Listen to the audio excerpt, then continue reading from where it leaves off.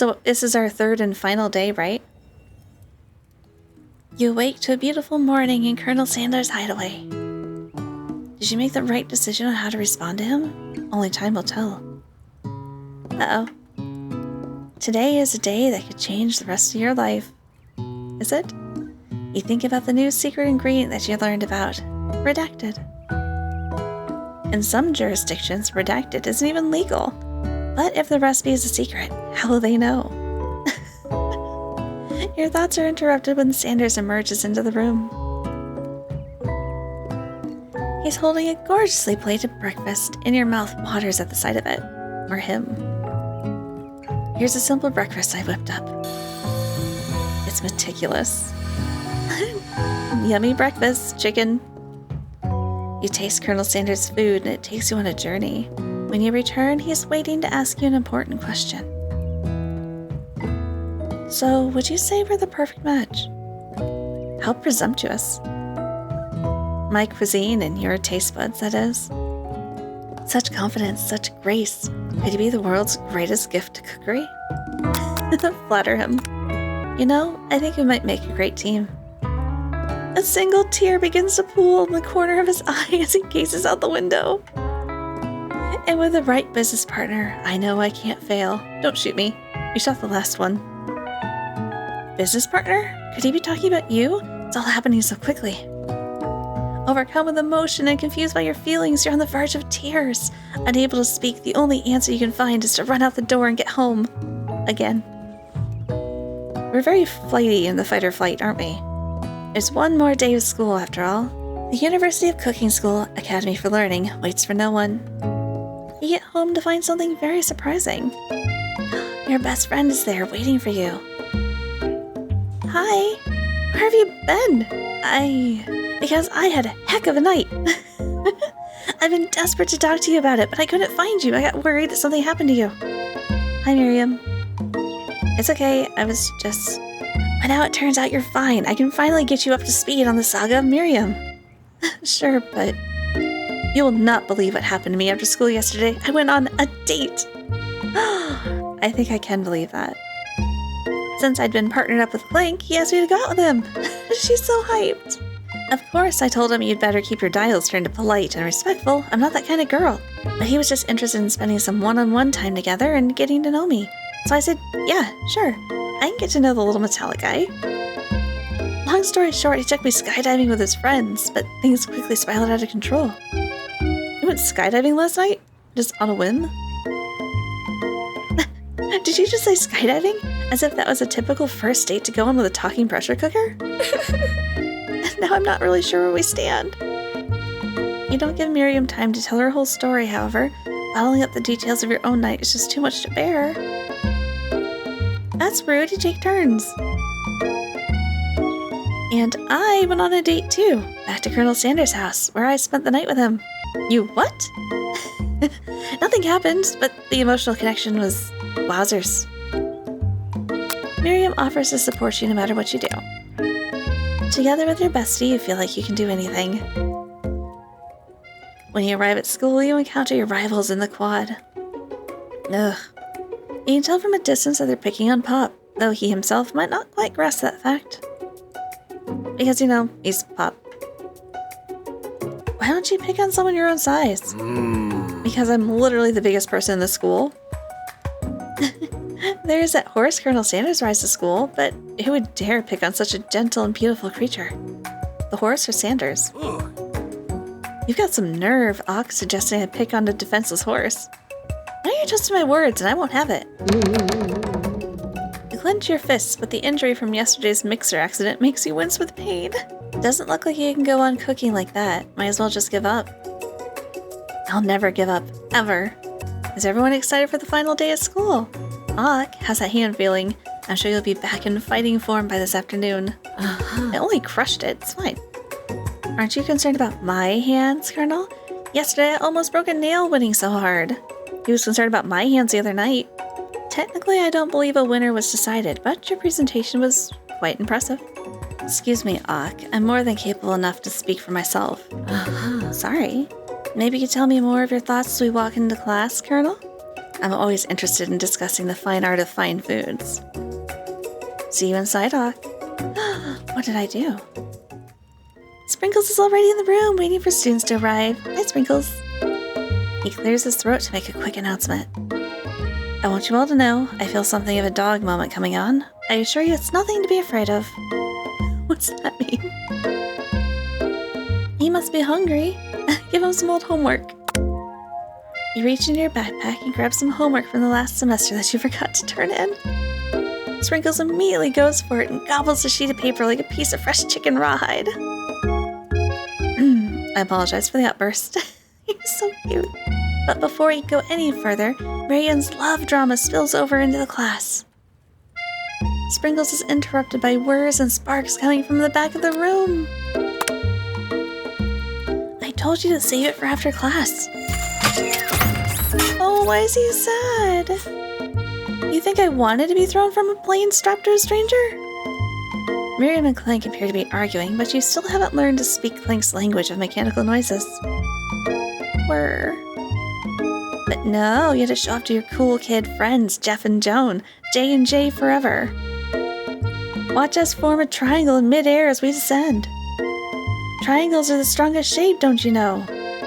It's true. Yeah, well, that doesn't make it a great date.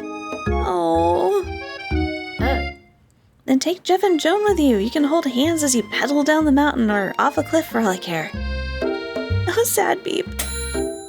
Clank begins to shudder. Steam pours out from the gaps of his panels, and then a loud ding stops him in his tracks. You broke him. No amount of seasoning is going to make me want to eat that, Clank. Clank burps out a completely deep-fried sneaker. Considering that he himself has wheels, not feet, it's not entirely clear where it came from. It sounds really distracting. In terms of deep-fried footwear, I guess it looks okay. Clank slowly rolls out of the room to be alone with his shoe. Everyone tries to pretend like they didn't see that entire thing go down. Nothing like a loud public breakup to cast a pall over the final day of school. Well, that was unfortunate. But we mustn't be distracted from what lies ahead. The final competition showdown challenge exam. I'm still working on the title, but I think you get it. Test time approaches. See you all in the arena. But before you can think about your upcoming competition, there's a very beautiful soul nearby in need of a pep talk. Hey, Miriam, are you okay? Oh. Okay? I'm so mad I could smash a tiny mug, spilling several droplets of hot cocoa all over the floor. Her tiny cocoa is a delicious treasure, so you know that this breakup is no joke, even if the source of her frustration is a silly boy. You're not going to saddle up on Colonel Sanders' stallion and ride off in the sunset without me? I mean, if you want to witness it, we gotta cheer. Of course not. Well, maybe, sorta. But I'm sure there's a pony out there with your name on it, and a ranch big enough for both of us and whoever else we want to bring along. Miriam gives you a big hug and wipes the tears from her cheeks. While you're pep-talking Miriam, you completely missed lunch, but that's okay, because you had a better idea of how to spend time before your exam. You decided to head to the arena early to practice a dish. This is it, the location of your final challenge. A test of will, a test of courage, a test of talent. And a chance to beat the pants off of Van, the supposed man, and its eviler counterpart, Ashley. As planned, you begin to run through a quick test of a recipe you've been working on. Awk's famous chicken pot pie. Of course it is. Making this dish comes second nature to you, and you're able to quickly get a fresh pot pie in the oven. But as soon as you do, your cram session is interrupted by Colonel Sanders. We can start our own cram session. Awk, what are you doing here? There's still time before the final exam. Would you like to cram sessions with me? Oh, just taking it all in. I'm big into visualizing success. I'm looking at my station and picturing victory. The pot pie has begun to bake, and the smell is slowly filling the space around you. Visualizing, huh? That's too bad. I was hoping you were here cooking something delicious.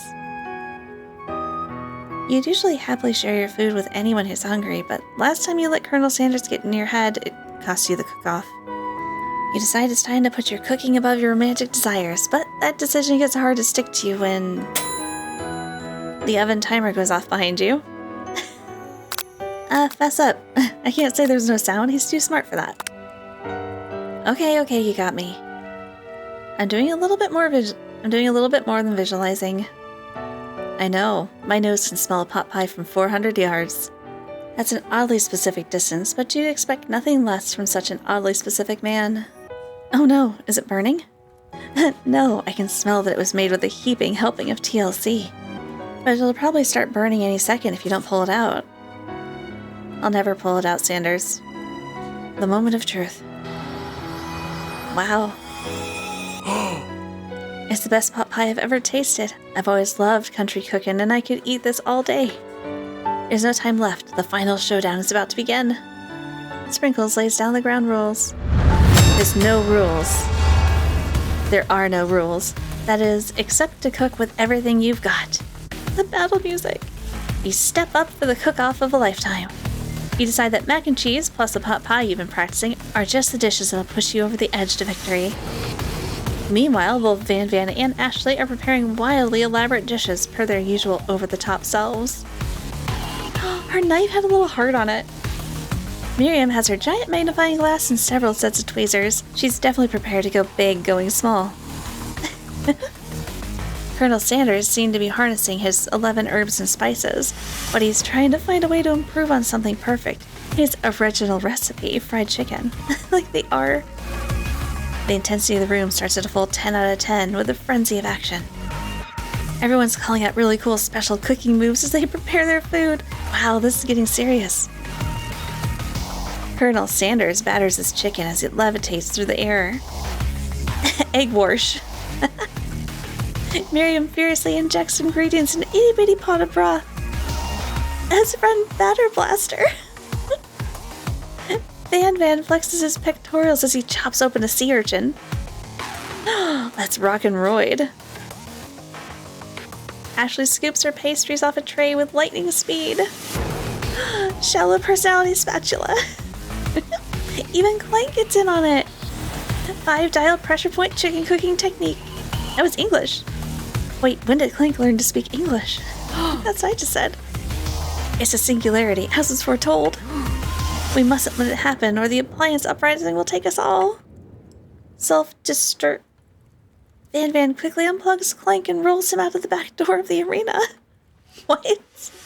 As you frantically prepare your dish, you notice Ashley has her spellbook out. Is she going to use some dark magic to turn the tide? What? You've got a book of your own, and you're desperate not to see her win another battle. Should you take this opportunity to fight magic with magic, even if it's almost certainly evil magic? It's chicken magic. Do it the hard way. Who needs magic when you've got passion? Colonel Sanders sees that you've chosen to win on your own terms, and he gives you a subtle wink from across the room. I believe in you, Awk. Miriam notices too. Aww. And I've always believed in you, Awk, since we were little kids, because I'm your best friend forever. You turn to notice that Miriam is at your station cheering for you. Miriam, what about your dish? If you're cheering, who's cooking? Tiny food, short cook time. I'm actually already done, so I thought I'd help you. Oh, that's sweet, but... Miriam tosses a handful of spices directly into your boiling noodles. Aha! It's a secret ingredient. However, she doesn't know that she lied and the ingredient was made up. And where in the world does she get Eye of Newt from?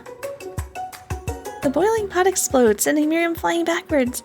The watery noodles begin to swirl in the air, bubbling up into a dark cloud that thickens and congeals before your very eyes.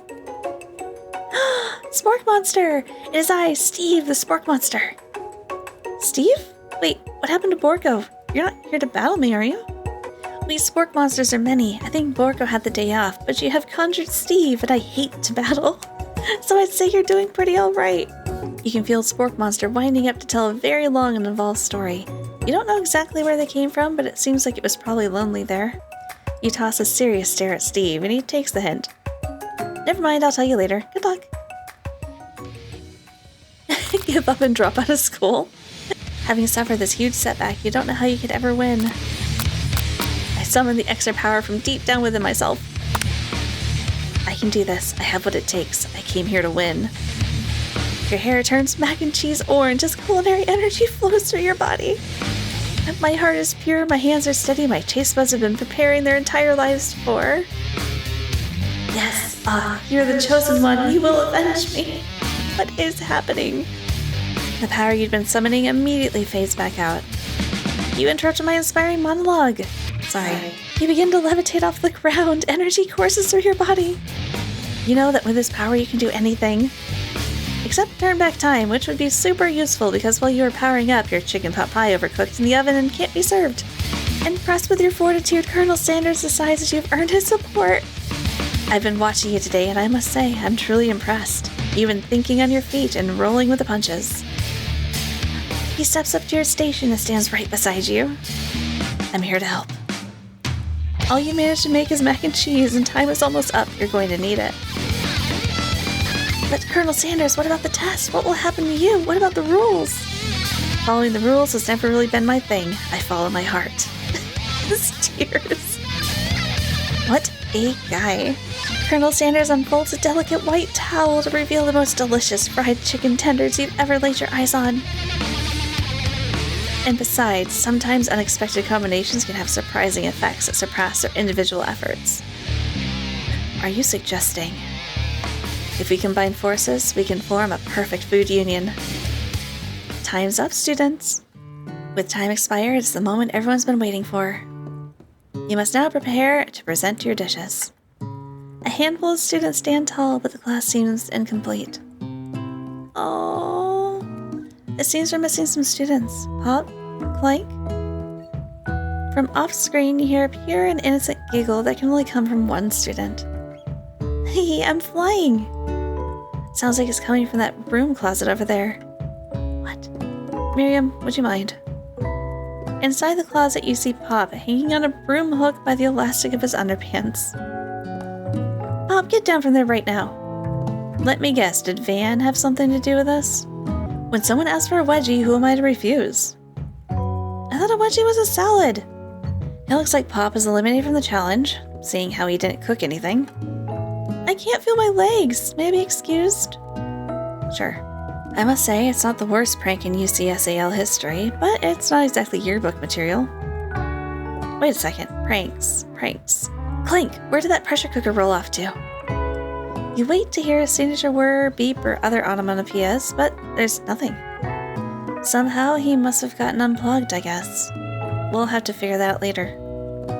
That leaves only 4 remaining students. Please collect your final projects. Yes, it has been a long semester. Wow, 3 whole days long.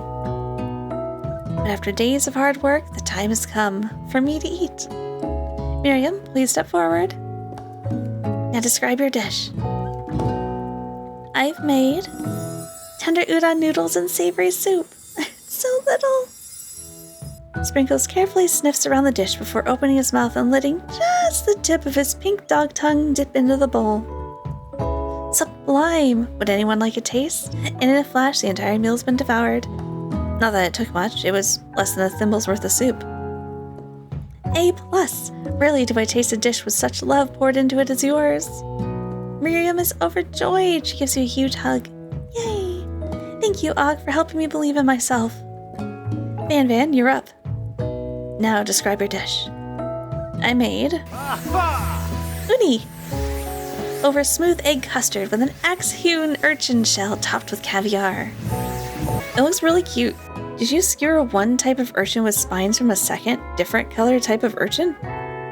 Yes, Sprinkles. A bit much, don't you think? That's exactly why I did it. A bit much is kind of my brand. Doesn't it look cool? Sprinkles leans in to sniff the uni, but he can't get his nose close on account of all the spikes. He begins to paw at it erratically, causing the custard to slosh around. Woof woof! Please be gentle, my cuisine. Grrr.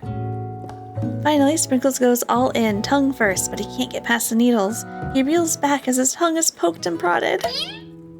Ouch, my tongue! The professor appears to be having an allergic reaction to the sting. I can't eat this, it keeps poking my tongue. Disqualified. A stunning turn of events. Who would have thought that serving food in a bowl made of needles could make it difficult to eat? Dejected, Van does not go gentle into the night. Disqualified? For glamour? This isn't the last you've heard of me. Before forcing us to endure his swollen tongue for another moment, Sprinkles graciously laps up a bowl of milk. I know. Yeah, I'm a dog and I drink milk. Get over it. Sometimes it helps calm my agitated tongue. Next student, Ashley, it's time to step up. Now, describe your dish. Something over the top, isn't it? I'm probably not going to be able to pronounce half of it. I made orange blossom Turkish delight in a light rosewater syrup topped with French meringue and connected by sugar glass. It's really cute though. That actually doesn't sound too bad. Indeed, it's quite delightful. However, I'd ask you please refrain from eating it or attempting to taste it in any way. It's very fragile and meant to be a display piece. What's the point? Don't eat the food? At a cooking school? Got toast in your ears or something, Awk? I told you it's a display piece. Ashley, I must say, it is beautiful. However, this is a cooking competition at a cooking school. Yeah, which is why I cooked it and did an extremely good job cooking it too. I didn't realize that we were having an eating exam. If I wanted to be judged on eating, I'd go to the College of Eating School for the Hungry. I suppose you could smell it if you absolutely insisted, but don't breathe too hard, you might disrupt the sugar spiral. If the food cannot be eaten, it cannot be judged. You're disqualified. Rage overtakes Ashley and she finally cannot keep her two-faced routine up. You wouldn't know the high-end cuisine if it cooked you. And with that, Ashley storms off to rededicate herself to being the best, but this time without being shackled by trying to be fake nice and liked by everyone. This isn't the last you've heard of me, either. If this class gets much smaller, I'll be teaching myself. You and Colonel Sanders, the final cook, step up together. 2 chefs? What began as a bowl of delicious mac and cheese has become something else. It looks so good. He examines it closely, sniffing and eyeing the bowl. I'm really hungry. Uh-oh, I don't have a good feeling about this. From somewhere in the room, a literal drum roll plays. Just when I thought I've seen everything in this kitchen, you give me this thing. And completely blew me away. In my 49 dog years of life, I've never tasted anything so delicious and perfectly balanced. It's so delicious, in fact, that everyone passes the class. You pass, and you get a pass. Everyone gathers around and partakes in the mac and cheese bowl. They all seem to transcend this reality into another dimension. You win! Together, you and Colonel Sanders have made a new menu item.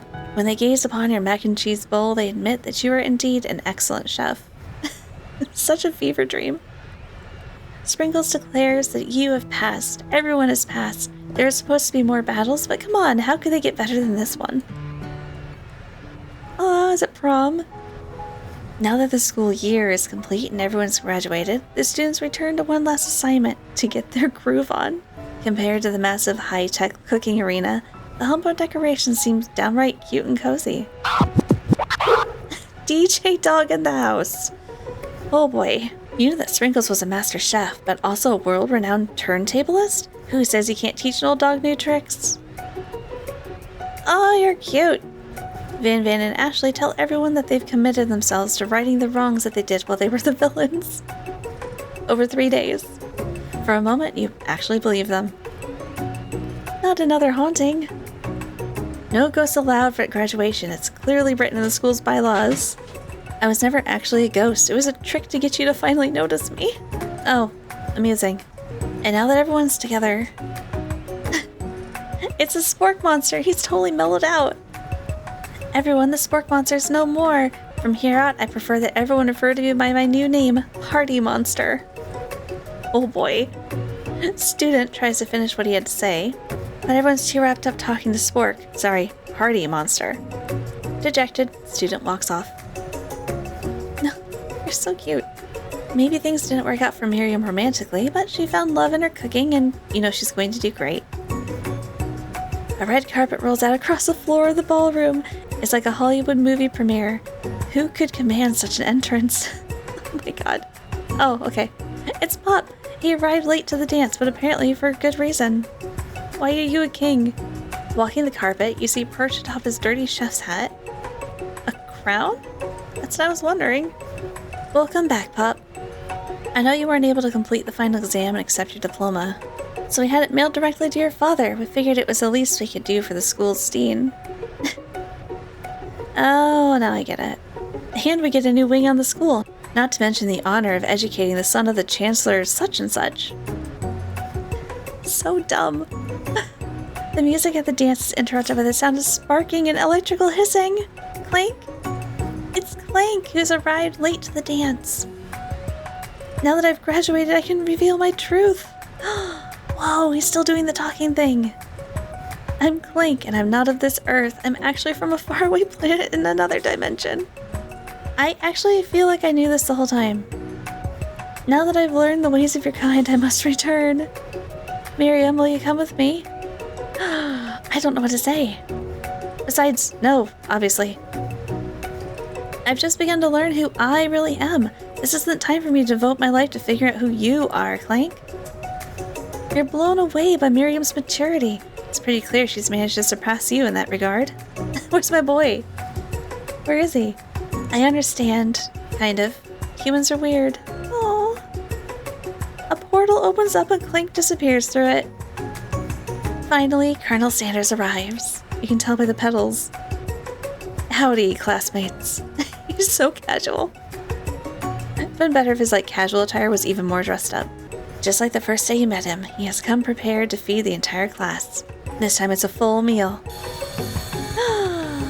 I didn't get to be the most famous chicken man in the history of chicken and man by not reminding people to go out and buy my chicken. The end? Oh my god. I hit it. I can click it. I click the picture. No, it's not the end. As everyone feasts on their delicious chicken dinner, Colonel Sanders finds you sitting at the edge of the dance floor. Colonel Sanders? Yes, Awk? I couldn't help but wonder, why are you old in that picture? Was our final exam team up purely an act of strategy carried out by two cunning chefs, or was it something more? His face. I'm afraid I can't answer that question directly. Instead, I'd like to ask you a question of my own. May I have this do-si-do? Colonel Sanders extends his hand to you, and you feel a surge of energy jump off the tips of his fingers. His hand, the hand of a master chef, so dedicated to the craft of fine cookery, so tender yet refined, so milky smooth, fingers like finely battered drumsticks, turned in flour, soaked in buttermilk, and dusted with exotic spices. But they do not reach for tongs, or a knife, or even a spork. Tonight, they reach for you. And though your feet may tire of dancing, I believe that this is just the beginning of our steps together.